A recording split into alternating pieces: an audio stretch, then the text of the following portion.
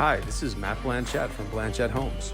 And when I'm not selling houses, I like to walk through the streets of historic hometowns to appreciate the places that have stood the test of time. Walk with me. Hello and welcome to another edition of Walk With Me. We're here today with Gordon Harris. Hi, Gordon. Hey, how are you doing, Matt? Gordon is an Ipswich historian extraordinaire. We're here at 36 North Main Street in Ipswich, Massachusetts. And I understand this area here was where all the well-to-do were trying to be. This was the place that everyone wanted to live in Ipswich. It was the historic center of town. There's the church. This is where the Puritans set up their church. Yep. And the wealthier, more influential people, members of society wanted to be right here. Awesome.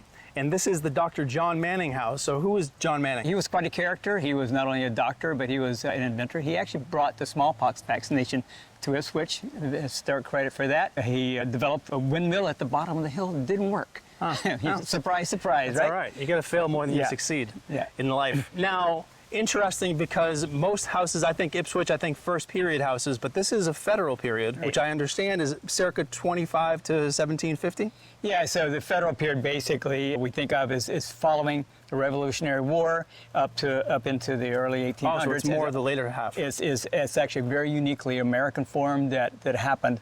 Sometimes it's called the Adams style. Okay. And it happened after the Revolutionary War until you get into those neoclassical styles like Greek Revival. So what's unique? So I see federal style, 3 floors, symmetric windows. Yeah. What makes this house stand out? So, it followed up on the Georgia style, which was a little more elaborate and actually was the 5/4 with a door. But the federal style, you'll see a lot of these on High Street in Newburyport or in Salem.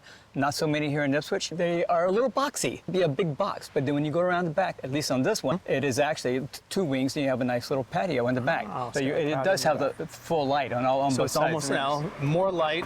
Yeah. And what struck me about this house is it's two-faced. Yeah, it's two-faced. Has 2 doors, 2 entry doors. So why would it have 2 front doors? I don't know in this particular case, but it could be that the front room was where he met his guests to do business, or maybe he has his doctor's office in one of those doors. And he had lived up on High Street earlier, and he probably built this exactly to what he needed at that time. Awesome. Hey, thank you for walking with us. Thank you. Thank you for listening. We'll see you next time on another episode of Walk With Me.